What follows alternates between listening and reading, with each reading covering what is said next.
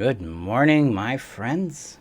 Welcome to today's training. We're actually doing another episode of the Get Clarity series, or Getting Clarity series. This will be episode number 17, and this is about why you seek comfort from the abuser that caused the pain that you're seeking comfort for. Yep, that can sound a little confusing, but we do it, and we're going to talk about today about why we do that and how to confront and break free of that. This is a major component and why we go back to people who abuse us. So if you're new to me, I'm Marshall Burtcher, and welcome to my 4 times a week training series here on Facebook and YouTube. If you're on YouTube, hit that subscribe button. Now, I help people break free of codependency and help them rediscover their well-being and their happiness by helping them heal the trauma bond, come to know, love, and live who they are, and create happy, sustainable relationships in their lives. And I've been doing this now almost 13 years. So that's kind of exciting. Coming up June 1st will be year number 13. So before we get started with today's topic, I need to share this out to the community. The community is your safe haven where you find guidance, tools, and support to assist you in breaking free from codependency and then sustaining your freedom from codependency. Really sustaining your freedom and being who you are and living in and from a place of self-respect where you treat yourself with value, importance, and priority in your world, because that is the opposite of codependency, self-respect. The link is above on Facebook, and it's below on YouTube. And again, if you're on YouTube, hit that subscribe button. And thank you guys for doing that, because apparently I'm growing on YouTube. Yay! I also have an Instagram. The link is above on Facebook, below on YouTube, where I post a lot of infographics. Some of the I call them quick lists. Some very famous quick lists are up there. I've had one of them shared nearly 1 million times. I'm kind of gloating there, but it's kind of cool. It's kind of, ooh, wow. So let's get into it today, guys. Hey, Deborah, nice to see you. So yeah, it's a good topic here. Why you seek comfort from the abuser that caused the pain you're seeking comfort for. Now, this has to do with something called attachment. And I'm going to type here real quick because we might need to do some art, some martial art here. Okay, we can click back here. Attachment is what causes this. Just be real to the point. What happens in a trauma bond is we fall in love with someone who has seduced us. We have become seduced by their claims, whatever they might be, whatever they've done that's really appealing to us, that meets a need, or is drastically better than what we've known, they've given us. And this really activates a chemical combination of serotonin, oxytocin, dopamine. And we become very bonded to them. And then that's the seduction phase of it. And then they start to abuse us. They start to criticize, attack, demean, ignore, gaslight, and hurt us. And this moves us into a state of distress, because seduction puts us into euphoria and the abuse puts us into distress. And this distress is really intense. This distress is really painful and really scary. And we have attached to this person prematurely. And we've done it from a place that I call child-level attachment. So there's 2 types of attachment we develop in our world. And the first one's child-level attachment. Child-level attachment is where a child is dependent on the parent for their safety, for their comfort, and for their discovery in the world. Then we have this thing called adult bonds. Adult bonds is where we experience companionship, intimacy, support, and play. We're supported, and that's all supported by our individuality, our capability, and our availability in ourselves. This is the struggle, my friends. This is where really things are getting complex for us. Because as adults, we have typically attached to the abuser from a child-level perspective. And we're also in what's called a freeze-fawn loop, because the abuse scares us, so we fawn in order to please them, to become ideal to them, so that they'll return to the seduction phase of the relationship, and then we can return to the euphoric phase that comes with that seduction. So you have a lot of moving parts here. that are influencing why we go back to them. Because we're fawning to them, and because we have this child level attachment to them, we seek comfort through them like a child would seek comfort from a parent. We're looking for that second component of the child level attachment from them, which is comfort. That's why we go back. Part of us has parentized them. We regard them as some sort of authority and protector over this child self within us because we haven't matured and grown into our own adult self and our own adult ability to create adult bonds and secure attachments with others. This is why we go back. And it's an interesting thing what the brain does in this, because I see it often in how a student or a client shares their experience with the narcissist and the abuse. They say, well, they harmed me and I was really scared and I was really panicked, so I went to them and I tried to get comfort from them, but they didn't want to give it to me. See the switch there? They acknowledge that what happened to them hurt, but they go back seeking the comfort as a child would go to a parent seeking comfort from somebody that's hurt them.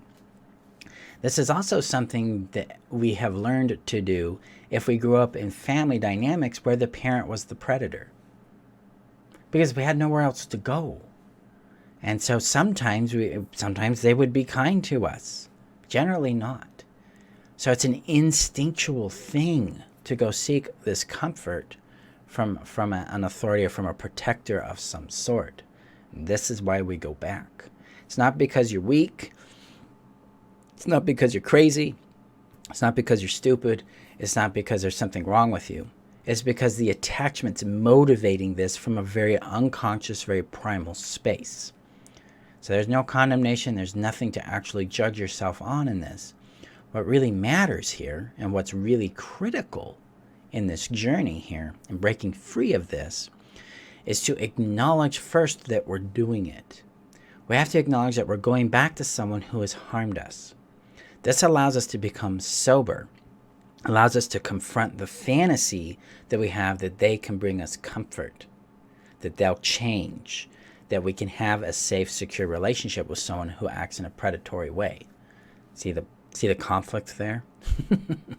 Because that's the fantasy. Yesterday in the Heal Yourself strategy, we were confronting fantasies, and that's one of them, is that I can, that they will love and change because I love them, and that they will care about me. They care about me the same way I care about them is another fantasy from this. It's really important for us to confront and understand these so that we can wrestle with them, so we can get back to sobriety and understand what's actually happening in our reality.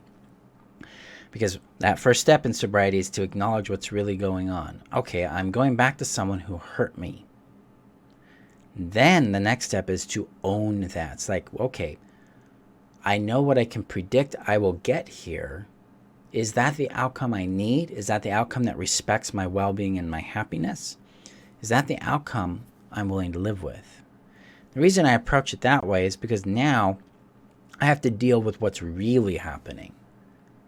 Because you know their nature, you're acknowledging it. Now you got to acknowledge the consequence that comes with your choice and your action. I'm returning you back to your power, back to your own accountability, so that you can, sorry about that, so that you can make a better choice here. Because your need for comfort, your need for safety is valid, but it is not, you don't get that through an unsafe person. You get that by moving towards someone who is intrinsically safe, or to an environment, a situation that's demonstrably or demonstrably safe for you. This is where the hard part shows up. This is where we have to acknowledge that this person has harmed us and we need to seek comfort outside of this person.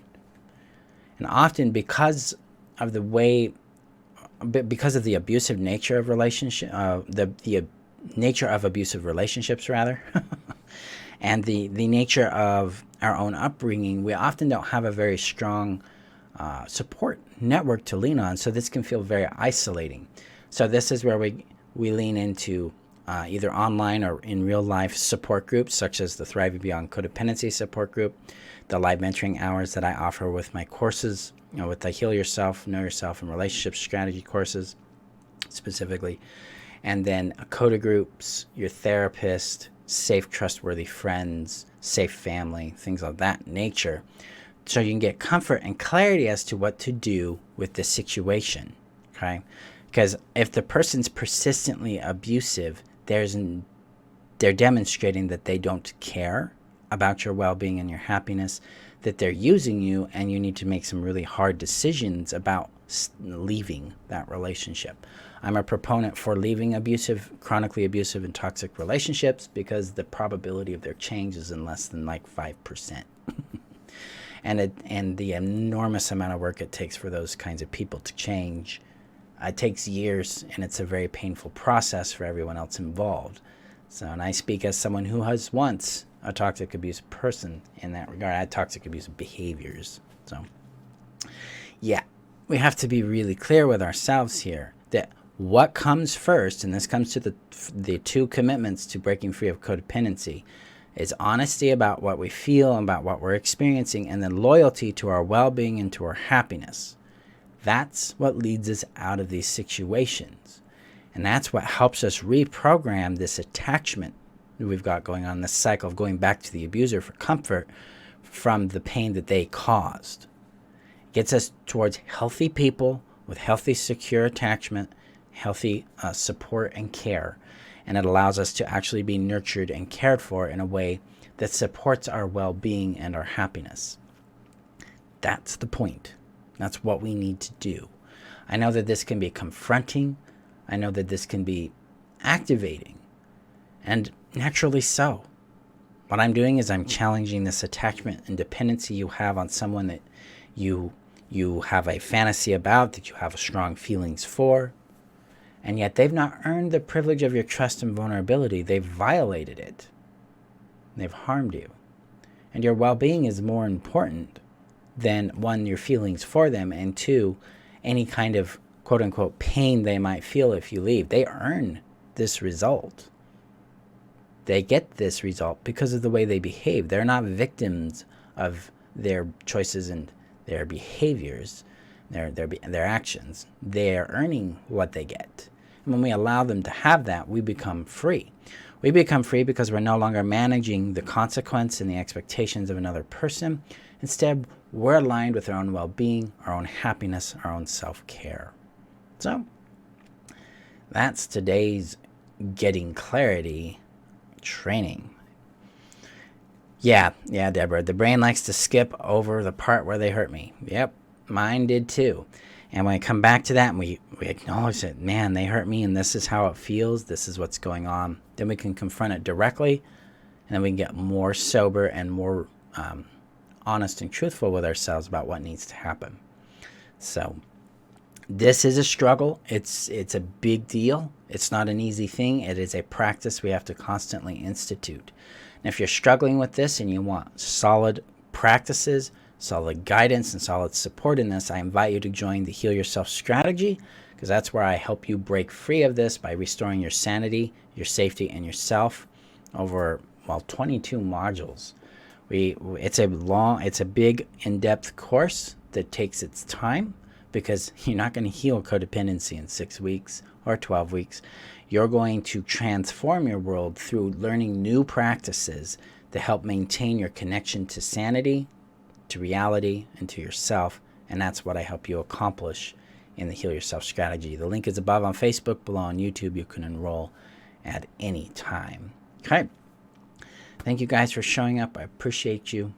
Remember that you're worth knowing, loving, and keeping. And I will see you guys in our next training video. Bye-bye.